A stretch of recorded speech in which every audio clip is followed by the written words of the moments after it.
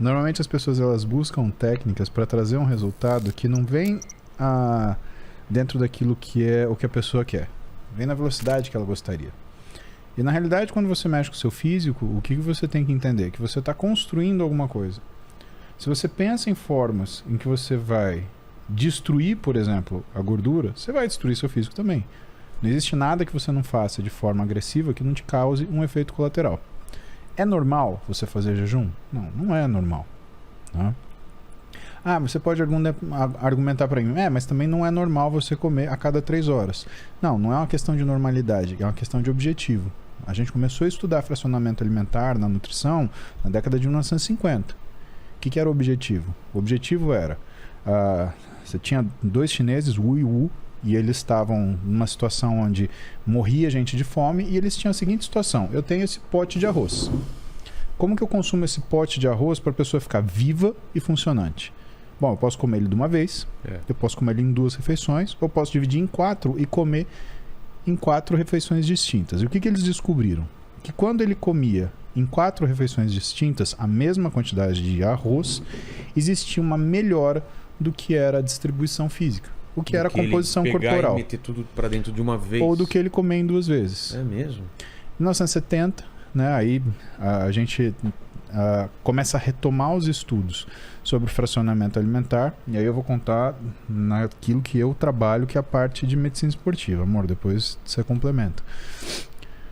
Bom, 1970, a gente tem Taperman, a gente tem Fabry, a gente tem Pavel. São caras que eles vão trabalhar o que é o fracionamento alimentar numa outra ótica.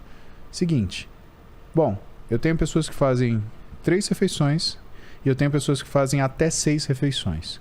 Se eu der uma dieta, mesma caloria, só que só mudar a distribuição, o que acontece com essa pessoa em relação à doença? Trabalho do Taperman. Bom, o risco de doença cardiovascular cai pela metade, o risco de hipercolesterolemia cai pela metade, a resistência periférica à insulina cai pela metade, o risco de doença coronariana cai pela metade. Depois, e se isso for para emagrecer? A velocidade de emagrecimento dobra. Então, o que a gente tem?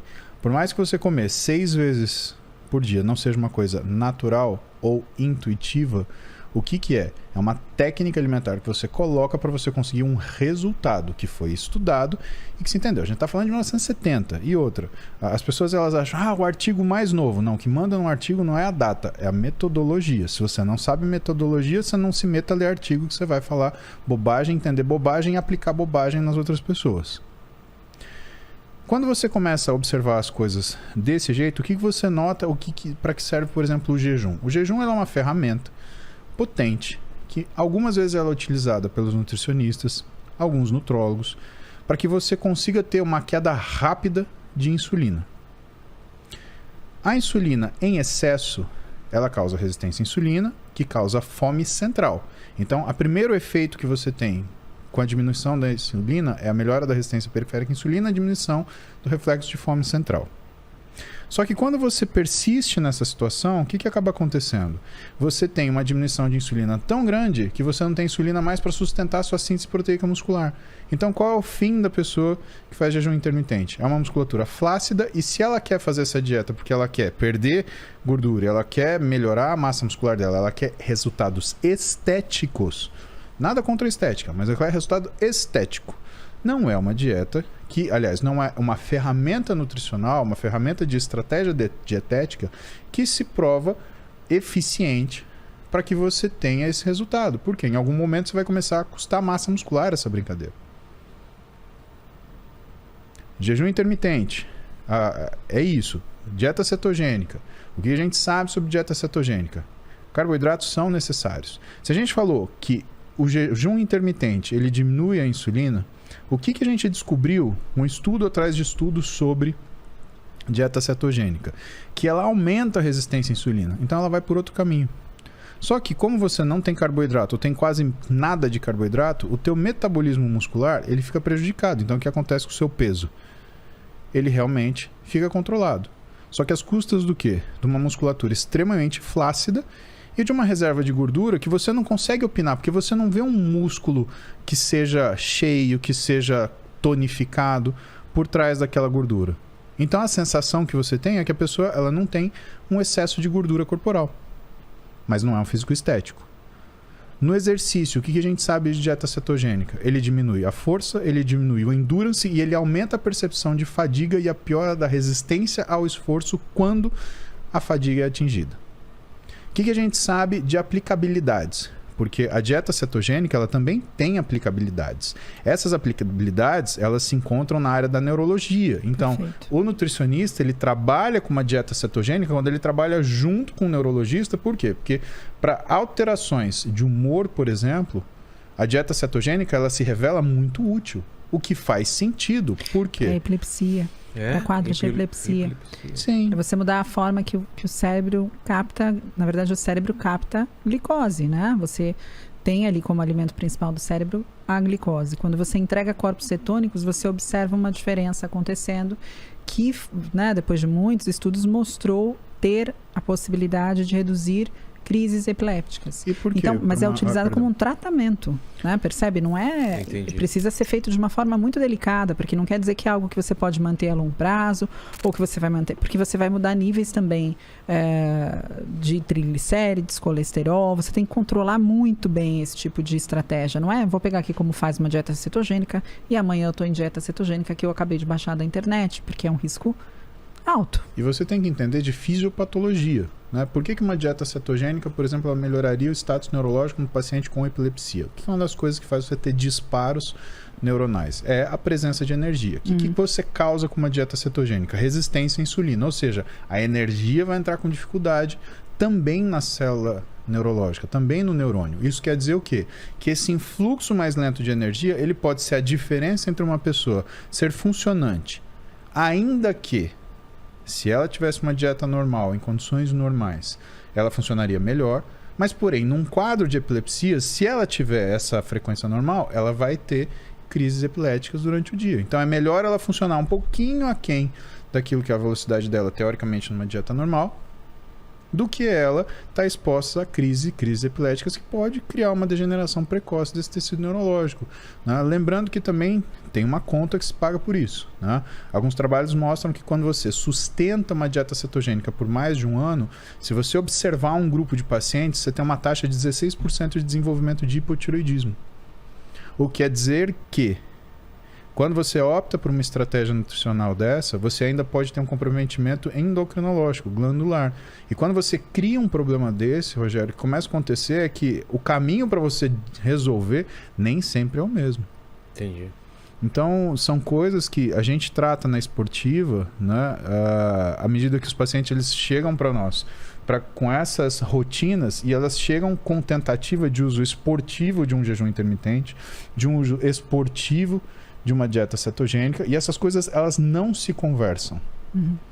E muitas vezes o que a gente tenta ensinar o paciente, ou mostrar para o paciente, a gente trabalha médico, nutricionista, treinador, psicólogo, etc. Por quê? Porque se você não tiver o compartilhamento dessa informação, ele realmente escolhe o que é um objeto que vai resolver o que a gente chama na medicina de silver bullet, né? A bala de prata, que vai resolver todos os problemas. Isso não acontece, né? Não estou falando mal de quem faz isso, né? A questão é, se você opta por fazer uma coisa, você não deve se negar a conhecer tudo aquilo que essa ação ela representa. Consequência e tudo mais. Você procurar uma coisa sem consequência não é coragem, é imaturidade. E hoje, o que é o nosso consultório? É um grande consultório de complicação. As pessoas elas têm complicações que são complicações pelas rotinas de vida. Eu tenho que compartilhar. A Roberta ela tem um atendimento que é completamente separado do meu. Ela tem a equipe de atendimento dela, ela trabalha com psiquiatra, ela trabalha com uma psiquiatra, ela trabalha com uma psicóloga. E eu tenho a equipe no consultório desportivo. Agora, o que acaba acontecendo? Eu atendo pacientes, homens e mulheres, que vêm com transtornos alimentares ou comer transtornado por conta de dietas que são feitas de forma como se fosse realmente uma crença. Eu preciso fazer isso porque é isso que vai fazer com que eu atinja um determinado físico. Ou pessoas que têm restrições alimentares durante anos e desenvolvem uma patologia. E que ela senta na minha mesa e ela quer o quê? Mais patologia. Porque ela quer o objeto que causou aquilo. Não, teu lugar não é comigo. Você sabe o que eu penso a respeito de estratégias assim? A minha preocupação com relação a o que você acha sobre o jejum, né? Eu falei sobre isso já anteriormente aqui. As pessoas, elas manipulam esses tipos de dietas normalmente. Se eu perguntar, por que você faria jejum? Qual você acha que seria a resposta? Para emagrecer. Né? Com certeza. Então, e aí minha grande preocupação é, será que essa pessoa considera que eu preciso me nutrir de uma série de nutrientes que eu tenho demandas diárias, mínimas, de absolutamente todos os nutrientes, de A a Z, literalmente, minerais. Eu tenho uma demanda proteica, né, que faz não somente meus músculos, mas meu sistema imunológico. Minhas células do sistema imunológico são proteínas, minhas enzimas são proteínas. Será que eu consigo entender que para fazer determinados processos metabólicos eu preciso de energia, que dependem de carboidrato? Então, quando a pessoa fala, será que eu posso fazer jejum? Eu falo, tudo bem, quanto tempo de jejum você vai fazer? Eu queria fazer um jejum de 12 horas, eu queria fazer um jejum de 16 horas. A minha pergunta sempre é, o que você consegue comer na sua janela alimentar? De 4, de 6. Porque eu preciso que você coma todos os nutrientes que você precisa diariamente, todos os minerais, todas as vitaminas, e eu preciso que você tenha uma distribuição muito boa de macronutrientes para que você esteja nutrida. Porque não dá para você emagrecer e não conseguir andar. Não dá para você emagrecer e perder a memória. Não dá para você emagrecer e ter um problema. E deficiência de nutriente traz problemas. Deficiências de nutrientes importantes para o cérebro, ácido fólico, B12, colina, serina, traz problemas neurológicos, traz problemas de depressão, de ansiedade. Então, tem uma série de questões que estão relacionadas a eu faço ou não jejum, o que você acha do jejum? O que você come na hora que você não está de jejum? E qual o objetivo do seu jejum? Se for emagrecimento, primeiro vamos fazer o seguinte, vamos ajustar o que você come, porque eu vou precisar que você aprenda a comer. E que você coma com uma quantidade de nutrientes suficientes. Você faz isso? Você consegue distribuir isso ao longo do seu dia? Ok. Então, além disso, você acha necessário fazer jejum? Talvez você tenha atingido seu objetivo antes de precisar fazê-lo. Né? E nós fazemos um jejum fisiológico. Nós normalmente dormimos e deveríamos dormir. Não, amor, a gente deveria. Você sabe disso. A gente deveria dormir e ao cair do sol, a gente para de comer e volta a comer quando o sol nasce. Ou seja, eu tenho 12 horas de jejum. Por que você vai fazer isso no momento em que todas as pessoas estão comendo e que você tem um monte de estímulo? Será que quando você terminar o seu tempo de jejum, você consegue comer o que está escrito para você comer? Né? Para que você bata ali todos os nutrientes que você precisa para se nutrir? Ou você vai pegar qualquer coisa que você vê na sua frente porque você não aguenta mais de tanta fome? Exato. Tá aqui no desespero. Então, eu sempre pergunto, quando eu falo o que você acha do jejum, da dieta cetogênica, eu sempre respondo com uma pergunta, para quem?